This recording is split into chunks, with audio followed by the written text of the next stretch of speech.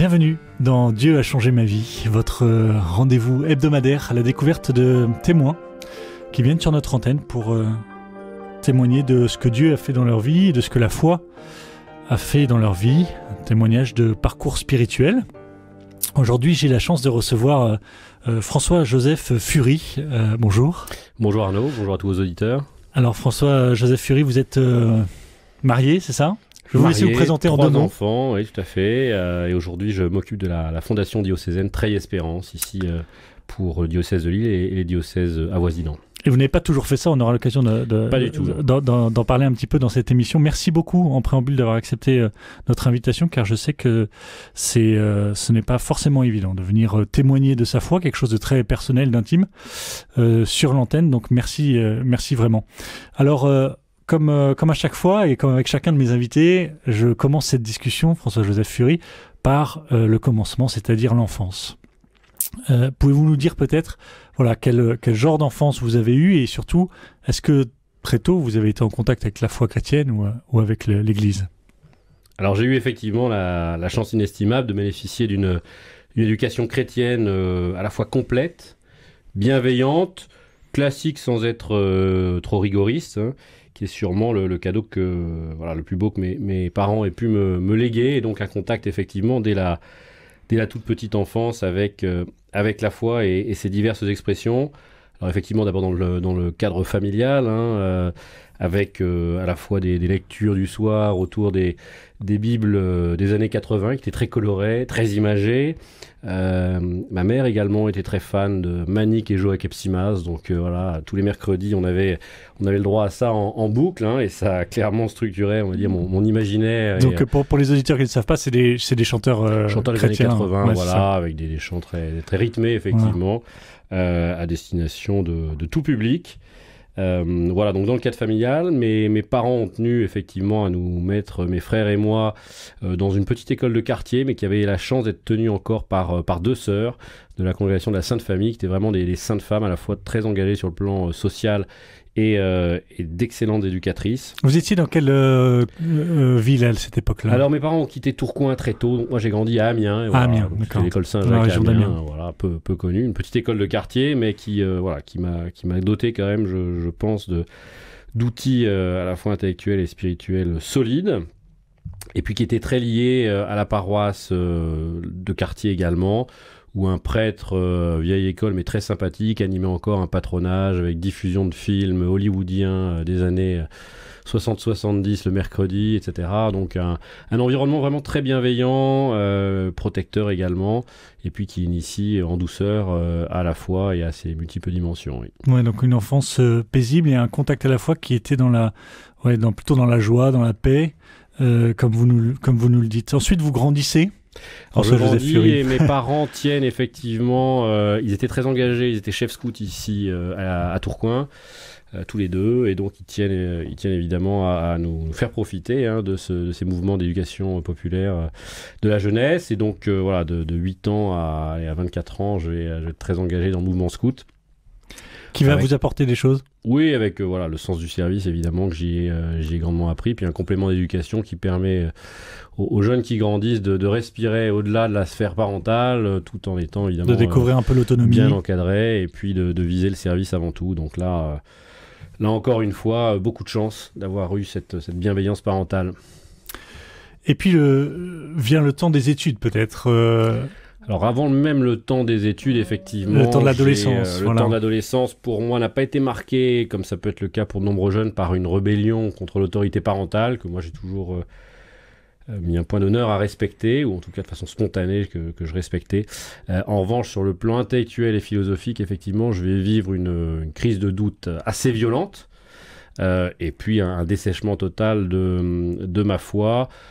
Ça a correspondu pour moi à la découverte à 15-16 ans des auteurs philosophiques dits du soupçon, alors Marx sur le plan social, Nietzsche sur le plan de la morale, et puis évidemment Freud sur le plan de la psychologie, la psychanalyse. Ça c'est au lycée du coup ? Ça c'est au lycée, oui, en première, puis un terminale. prof de philo Pas forcément un prof de lettres, parce que j'ai commencé à lire dès la première, D'accord. on va dire, dans mon coin, en piochant dans la bibliothèque. Mais Voilà, donc non, c'est pas un prof qui m'a dévoyé, hein, là je suis seul responsable.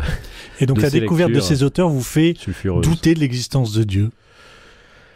Alors c'est plus effectivement les arguments à l'endroit de l'Église comme institution, de l'Église comme structurant une tradition qui effectivement interprète le message révélé qui va nourrir mes doutes. Et puis aussi le fait que même si je gardais un rapport très proche à l'écriture, ne serait-ce que par intérêt, on va dire, historique et culturel, je me rendais compte quand même qu'il y avait une réticence de nos chers prêtres à se colter véritablement sur le plan philosophique avec ces auteurs du soupçon, et que quelque part ils n'y apportaient pas une vraie contre-réponse, si vous voulez. Et ça a clairement nourri mes doutes. Alors j'étais peut-être trop exigeant sûrement, mais vous savez comment l'adolescent peut être parfois excessif. Et donc c'est vrai qu'à ce moment-là, grosse crise de doute et gros dessèchement. Et, qui va durer jusqu'à? Alors qui va durer jusqu'on va dire 21-22 ans, ça va durer 3-4 bonnes années, oui. Ce sont les années prépa pour moi, donc je pars à Paris, et là effectivement... à mes yeux, la science, la découverte de la vérité dans ses différentes dimensions va tenir lieu en fait de foi, puisque à partir du moment où effectivement je doute fascination de l'existence pour l'intelligence humaine et puis pour la culture vont être pour moi et la science vont être pour moi les priorités absolues, et quelque part elles remplacent cette exigence de foi et cette soif. Dieu a changé ma vie. RCF Nord-de-France.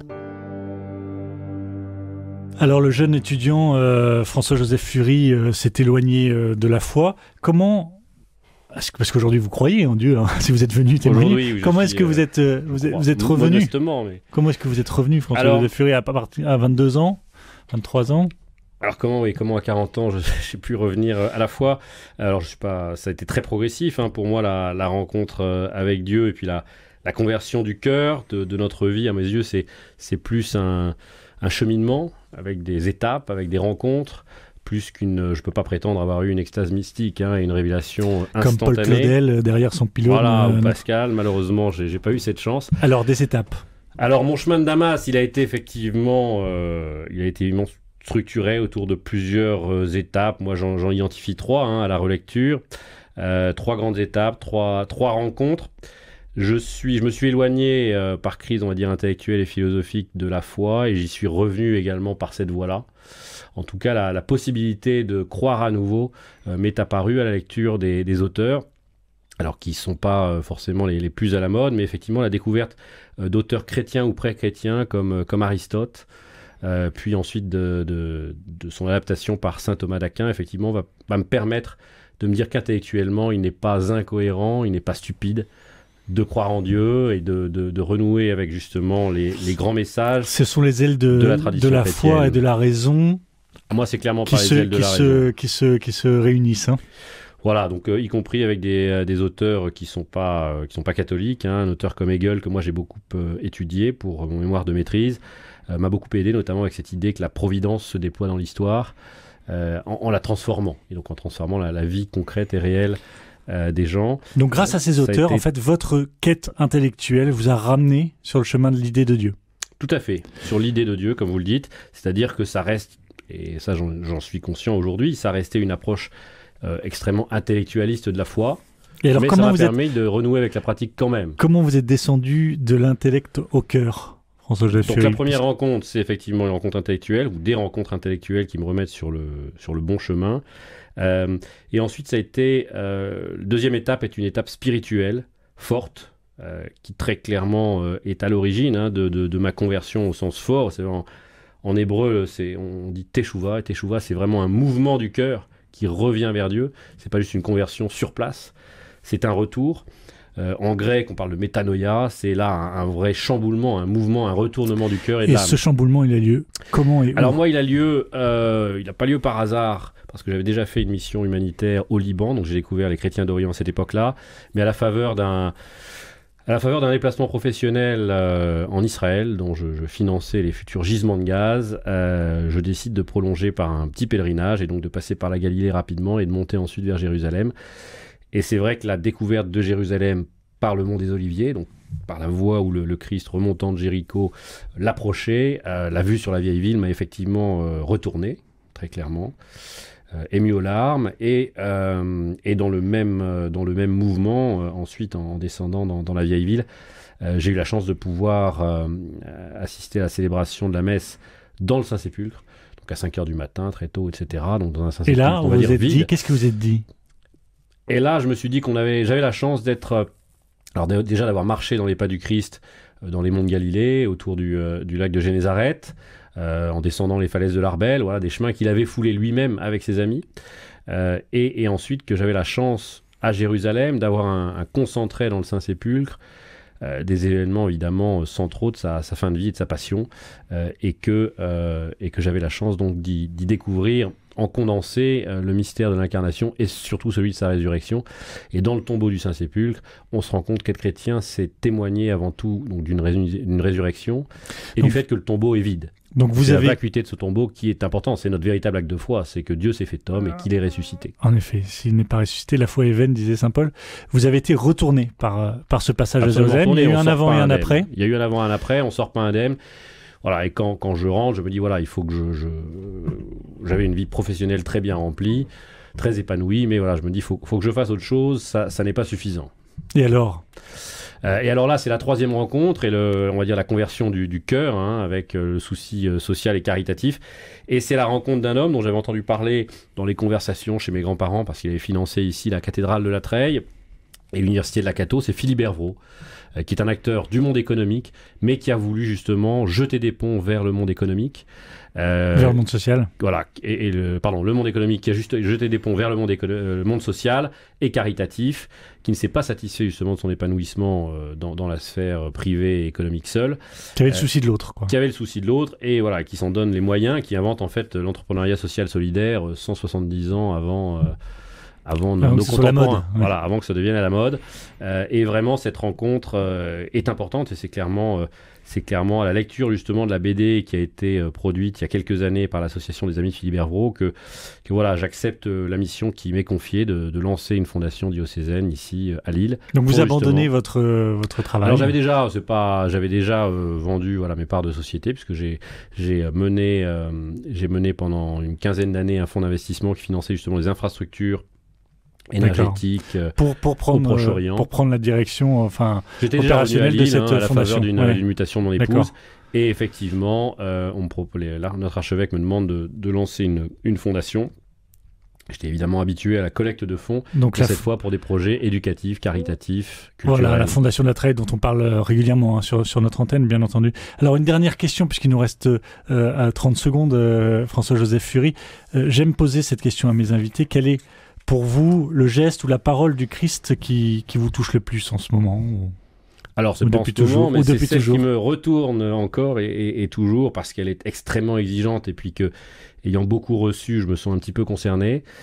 C'est la parole adressée donc, dans l'évangile de Marc au jeune homme riche, où il lui demande justement « Va, vends tout ce que tu as, donne-le aux pauvres, viens et suis-moi ». Alors, le « viens et suis-moi », voilà, on peut... Mais ce qui est avant est évidemment éminemment exigeant, puisqu'il implique un renoncement par rapport à tous nos conforts. Alors, je ne prétends pas du tout être un modèle en la matière, mais en tous les cas, ça m'interpelle. Ça vous interpelle, mais ça ne vous met pas forcément en situation de confort. Ah non, ça ne met pas forcément du tout en fonction. Mais je ne pense pas que les paraboles soient là pour nous mettre en situation de confort. Au contraire, sinon il n'y a pas de conversion du cœur. Un grand merci François-Joseph Fury. Je vous en prie, Arnaud. D'être venu dans notre émission.